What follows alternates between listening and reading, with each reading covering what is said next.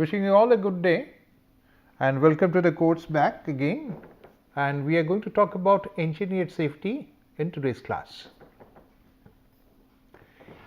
Safety is one aspect of design which has got an implicit mandate, and it is of course an essential component that has to be incorporated in the process of design. The plant has to be safe. It has to be safe to construct, it has to be safe to operate, it should be safe to maintain, and certainly we would not like, but still we have to design it in such a fashion that it is safe to dismantle it at the end of its life. Perhaps I will give you an example. See, the caustic chlorine plant of the earlier days had the mercury cell. And a mercury cell, after its end of life, used to leave traces of mercury all around, and there has to be some specific way or procedure so that it can be disposed of in a safe fashion. Similarly, the construction, operation and maintenance, all three have to be sufficiently safe, and this has to be incorporated and thought of in the design stage itself.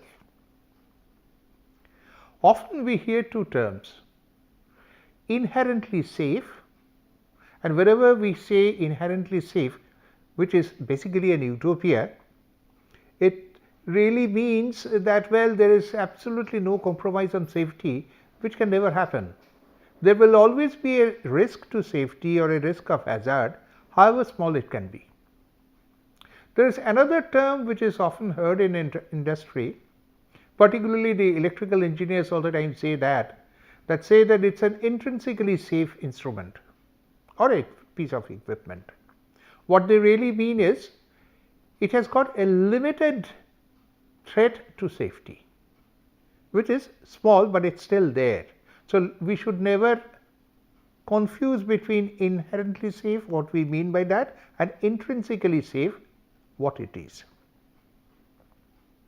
When we talk about safety, we relate it to safety of personnel, safety of plant and equipment, and environment. It is not that the owner is benevolent and that is why he invests in making this plant safer. It involves cost. Naturally, the cost aspects are the capital investment and the operating cost, which goes up with the design making provisions for making the plant safer, but the effort in this saves some money in terms of insurance, and particularly in case of large plants it is a substantial amount and it is a recurring amount, and it in general adds to the goodwill and acceptance, and it certainly adds to the share market value of the company, particularly in case of large institutions. Now, the question comes, what exactly is meant by engineered safety? So, when I say engineered safety, what I really mean is making the plant safer by incorporating certain features in the design stage and implementing it while it is being constructed.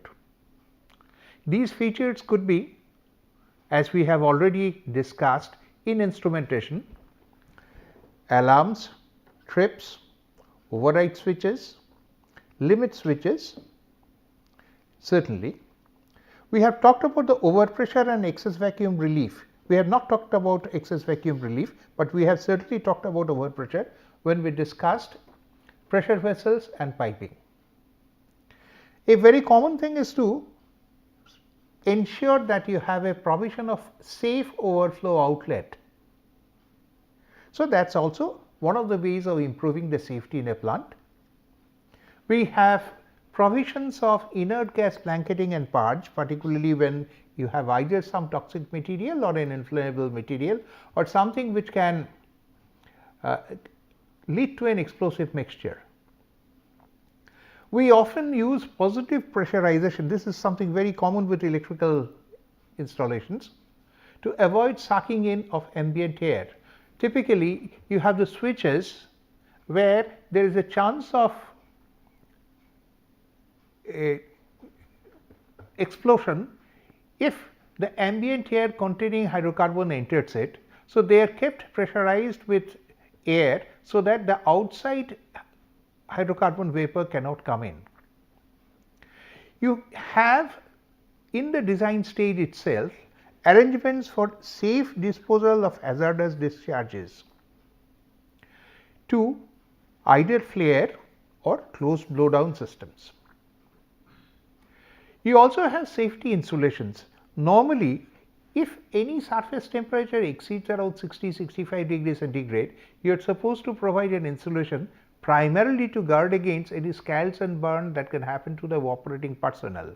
You do not save much in terms of the heat loss, but this is essential to protect your people. You have to provide girds to protect against the moving machinery parts, and there are several others, and in fact the list can go on and on. But remember, all of these add to the safety, but in most of the cases with some amount of cost right at the design stage, but it can save a lot later on. Normally, in case of a hazardous plant, there are 3 zones.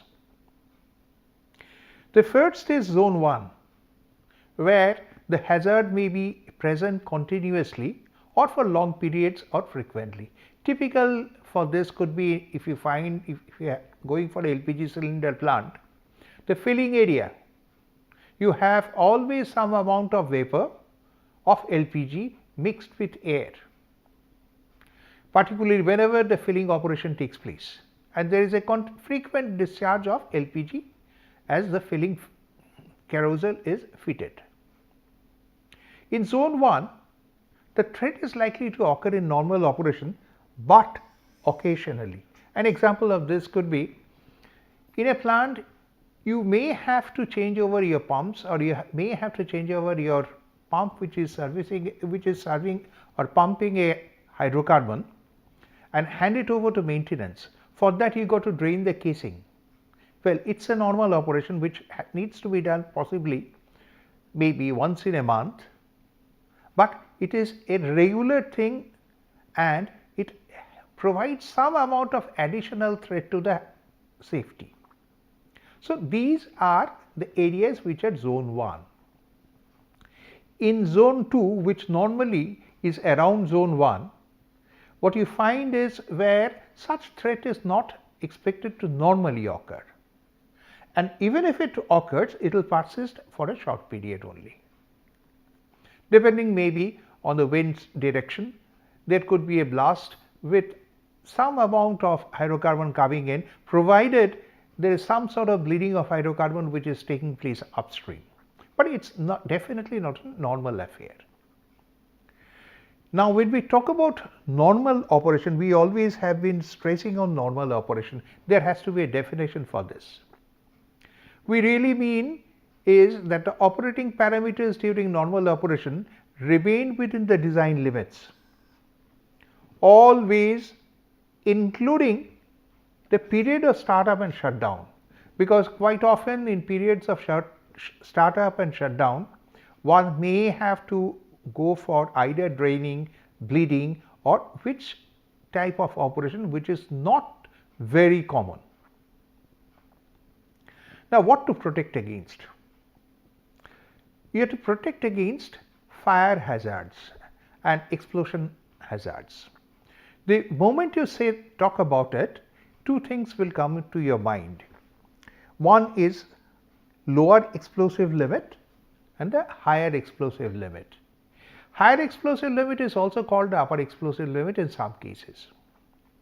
What it really means is there, if you have a mixture of inflammable gas or vapor with air, now and you have a source of ignition. In that case, if the mixture is too lean in your combustible material, it is basically lean incombustible component. That means you have mostly air, hardly anything which burns. In that case, it may not catch fire or there may not be an explosion. The same thing is true if you have hardly any air mixed with the combustible material, the explosion may not happen. So basically your hazard lies between the two levels of concentration, and since we normally talk about mixture with air, these are percentage volume levels.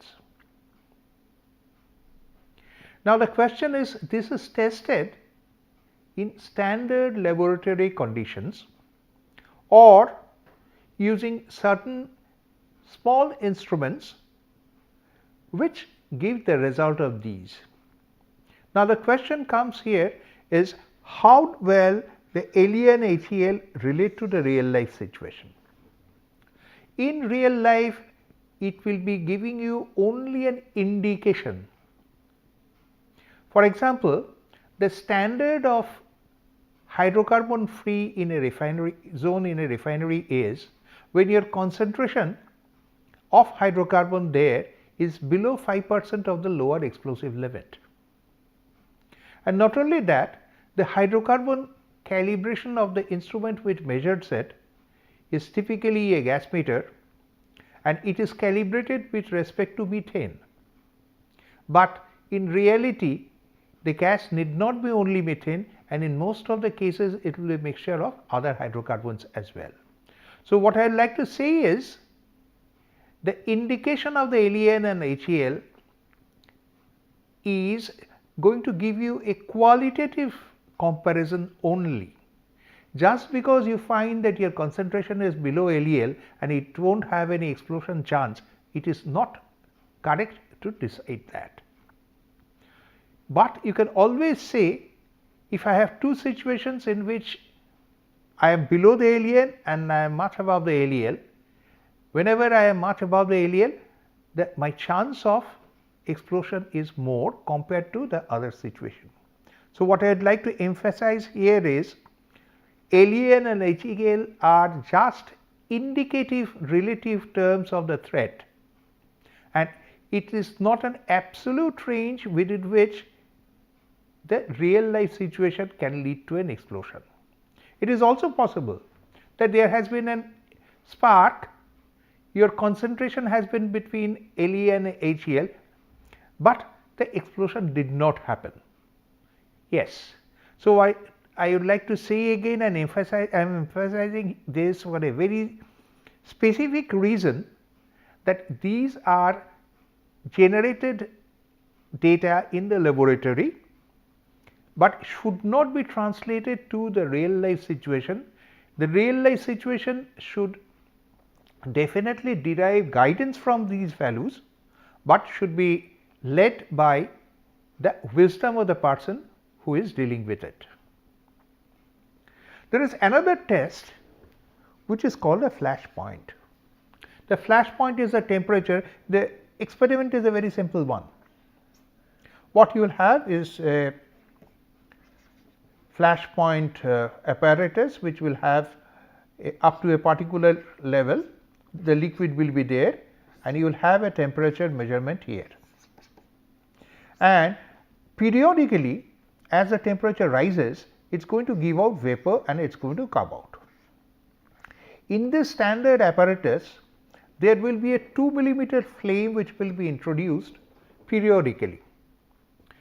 Initially, when your temperature is low, the rate of vapor generation is small. So, there will not be any flash which will be visible. The first time you see a flash, you will be noting this temperature and you will be calling it the flash point. And based on this, the flammable liquids are classified as class A, class B and class C. If the flash point is below 23 degrees centigrade, that means it's even at a low temperature it generates sufficient vapor in this particular specific apparatus. In that case, you will say that it belongs to class A, that means it is a very volatile inflammable liquid. If it is between 23 and 65, it belongs to class B, which is less inflammable, and case of class C, it is between 65 and 93, it's even less inflammable. Now the point is, again, there is a situation when I have a class C liquid like furnace oil, and I have a source where the flame size is 2 millimeters again in a real life situation, but it remains for a long time and it has accumulated or generated sufficient vapor over a longer period. In that case, it can still have, or it can still catch fire, and that does not mean that it does not belong to the class C. What I would like to say is, again, the classification A, B and C tells you about the relative hazard that can lie or that can be posed by these particular liquids. We talked about alleviating the hazards by alarms and trips. This we have covered when we were talking about the instrumentation. I just add here today, there are hard alarms and soft alarms. Hard alarms are those for which you have dedicated sensors. For example, normally what you have is a column bottom, you have a level transmitter which is sending out the signal of the level itself. If you have a separate level sensor which is basically level alarm sensor, in that case you will be calling it a hard alarm. If it is based on this level transmitter reading, which is used for the normal instruments and normal reading and normal operation, you are enunciating an alarm, it is called a soft alarm. So naturally, hard alarm, if you have to implement, you have to pay more. That means you have to invest more, the cost is higher because of the dedicated sensor that you are going to incorporate. So it will be used whenever you feel that that particular alarm is very important. You can have different levels of alarms like high alarm, low alarm, high alarm at the next higher level of the upper limit, and low alarm below the lower limit, as we have already discussed in the instrumentation class. We talked about, or we mentioned about, the blowdown and flare. The blowdown means normally a discharge to a closed pressure from a closed pressure relief system. That means the discharge will go to some place where you have an enclosure at a lower pressure. An example of this, in a refinery, the crude desalter vessel has got a safety which discharges to the flash zone of your main distillation column. You can have a high pressure flash drum safety discharging to a low pressure flash in the second stage, low pressure drum. So these are the examples of discharges to a second lower pressure closed system. It is also possible for you to have blowdown to the atmosphere, which is venting. Sometimes in refineries or in other hydrocarbon processes where just allowing or draining or letting out the process fluid into the open may pose a hazard, particularly inflammable material, you discharge the material to closed drums which are mostly underground. These are called closed blowdown drums, and typically they are supposed to be emptied every day, and a minimum of 20 minutes of hold up is used in sizing of these drums, sometimes more even. We talk about the pressure relief. That means the pressure safety valve provides the protection against overpressure. Sometimes you will be required to protect against high vacuum as also. Now there are few terms which is related to pressure relief and the PSV. The first is the set pressure. the set pressure will be below the maximum allowable working pressure. And what is maximum allowable working pressure? It is above the 10% of the normally expected maximum working pressure. Overpressure is what? Overpressure is in a pressure relief system, you have a set pressure, and overpressure and your popping will normally happen if this set pressure is exceeded. The amount by which the set pressure is exceeded is called overpressure. Now, it is very important to note the temperature at which the relief takes place. The relief is to reduce the pressure to a safe value. Now, the rate at which this relief takes place is absolutely important. The temperature decides the viscosity and the volume of the material which is getting discharged through the safety valve. So, quite naturally, the temperature of the actual relief or discharge affects the rate and is to be seen in order to have an effective pressure relief. Now, the pressure relief valve may discharge through the atmosphere, where the downstream pressure is fairly constant. It varies by maybe a few millimeters of mercury. But if it is discharged to some other system, a closed system, which also has got a pressure, which is called, this back pressure to this pressure relief system keeps on changing. So, you may have to have some special pressure relief valves which are not much affected, whose overpressure is not much affected by the back pressure variation, could be a piston operated valve. Now, regarding the relief capacity requirement, pressure relief valves are bought out items. The relief capacity estimates are usually done as per these codes. These are API refinery practices and API codes, and also ASME section 1, there is a BIS code for this as well. Often we hear about the flared system. The flared system is to handle accidental discharges. It is supposed to handle only accidental discharges of pressurized hazardous gas or vapor.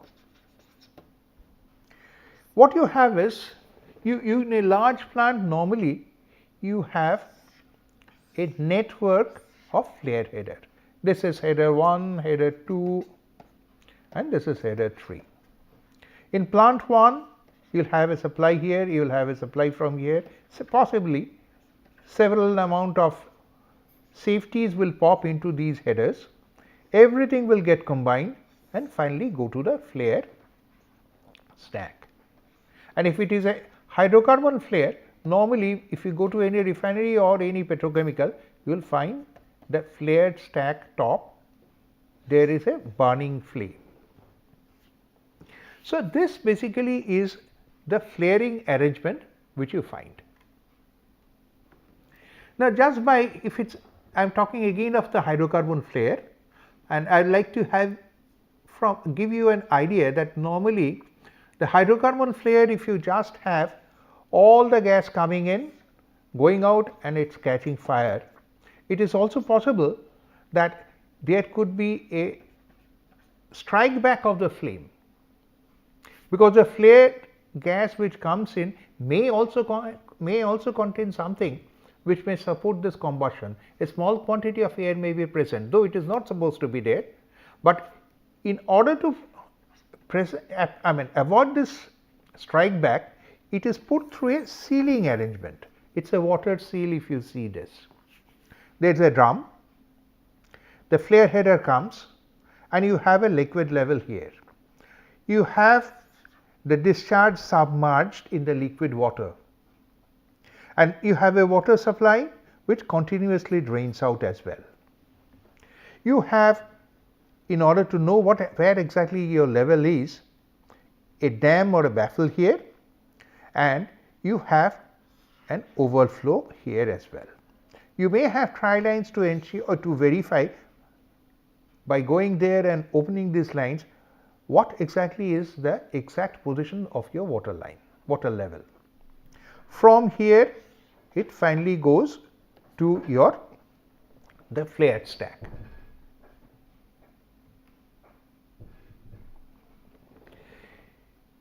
The flare header is a very important thing. It is possible whatever is discharged to the flare is a saturated vapor at a high temperature. A typical thing could be the safety popping from a stabilizer.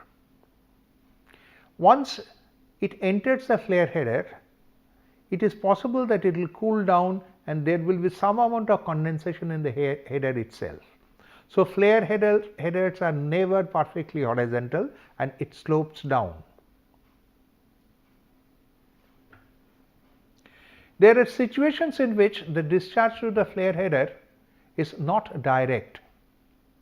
There may be a knockout drum within the plant itself to which all the safety discharges will be connected. If there is a liquid formation, it will get settled in that particular drum and that drum will be connected to the flare header. This is a more common practice with current hydrocarbon industries. That particular knockout drum will be emptied usually once a shift or at least once a day. We talked about various standards and various ways of improving the safety. Now, we are particularly concerned about identification of the hazard and mitigating those in the design stage. This is done by hazard and operability study. It is hazard and operability study put together. It is said it is HAZOP. It is done in different stages. It is done in the design stage. It is done after the plant has been constructed. It is also done when the plant is in its normal operation. The purpose is to identify the hazards before it has affected the system. It is a structured procedure to identify and evaluate hazardous situations. It basically analyzes what could be the causes of the hazard and what could be the consequence of this particular hazard. In fact, it does it by asking certain set of questions which have specific keywords. We'll see that just after this. It is done always by a multidisciplinary group. If it is to be done in a plant, it has to be done by people who are chemical engineers, electrical engineers, mechanical, inspection group, metallurgists, everyone together. Because the hazard can come from any of these any discipline in fact. The outcome of the study is a set of recommendations, and this is an essential component which has to be done by the designer right at the design stage. The basic documents required for this, I have a list here, but there is nothing great in it because all these are usually available in your design stage itself. I mentioned about the keywords. In fact, these are called guide words. These are called guide words. The typical example is no, not, more, less, etc., late, before, after, and it has got significance. For example, complete negation of the design intent. It could be not closed, not open, before, after. These are typically the situations that you may think of if you are making a HAZOP study. An example of this is, suppose there is a possibility of overfilling of tank by not closing a particular inlet valve to the tank in time. Whether this can happen or not, when we inspect the valve, we have a question. Is it closed, or is it late, or it is early? So all these questions will come, and if this be the cause, what could be the sequence of this particular action or activity is evaluated, and this brings out the potential hazard. Now, this I believe will give you an idea that what exactly is a hazard and operability study, which is done before the plant is commissioned and also after it has been commissioned and it is working. There is another type of study which is called hazard analysis. This is more of a quantitative study. For example, if you have a pipeline, and there is a pipeline rupture, and you are having some sort of hydrocarbon being conveyed through it, there will be a spray.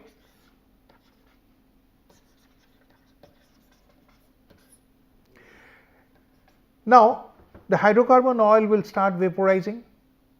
Depending on the location wherever you have, there are certain ways of estimating up to what the vapor cloud formed by vaporization of this hydrocarbon spray, how this will spread, in which direction and to what extent. That means the hazard will keep on spreading starting from this particular point of leakage.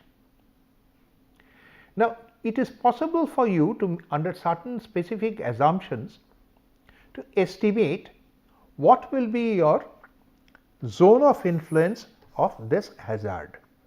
There are specific softwares which in this particular case it is based on the chemical principles, that what will be your throw of spray, what will be your rate of vaporization depending on the physical property, particularly the vapor pressure of your liquid. It is possible for you to find out the zone of influence and estimate with time what will be the hazard intensity. So, this is also another way, and you should be aware that HAZOP and HAZAN are techniques which are to be used definitely to understand and evaluate a threat and to mitigate those. I think with this I will stop. Thank you for your attention to this specific thing, and I would like to emphasize before I end that perhaps any plant design will never be complete unless you have made a thorough analysis of the safety during its design to ensure that you provide finally a complete plant as safe as possible. Thank you.